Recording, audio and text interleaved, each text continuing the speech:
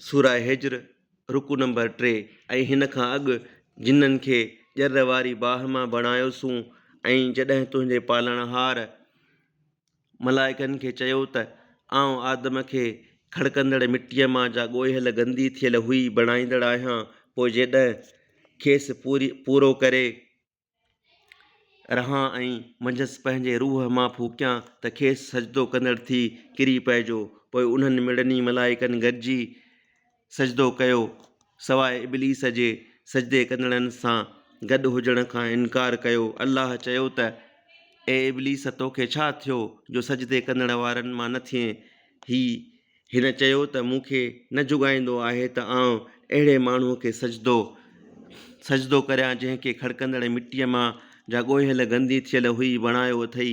अल्लाह फरमायो त उन बहिश्त मां निकिर, छो त तूं तड़ियल आहीं ऐं तो ते क़यामत ताईं लानत आहे।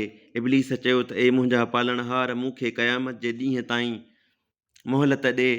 अल्लाह फरमायो त तूं बेशक मोहलत ॾिनलनि मां आहीं, ठहिरायल वक़्त वारे ॾींहं ताईं। इब्लीस चयो त ए मुंहिंजा पालणहार, तो जो मूंखे गुमराह कयो आहे, तंहिं करे आउं उन्हनि लाइ ज़मीन में गुनाहनि खे ज़रूरु सींगारींदुसि ऐं ॿियनि सभिनी खे गुमराह कंदुसि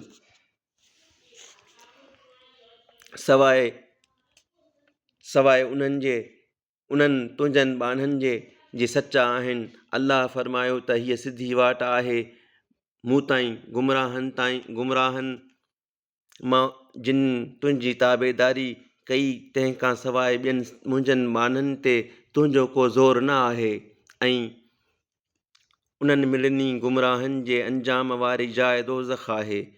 उनखे 7 दरवाज़ा आहिनि, हर कंहिं दरवाज़े लाइ उन्हनि मां विरहायल भाङूं आहे। बेशक परहेज़गार बाग़नि ऐं चश्मनि में हूंदा। खेनि चइबो त उन्हनि में बेफ़िक्रा थी सलामतीअ सां घिड़ो ऐं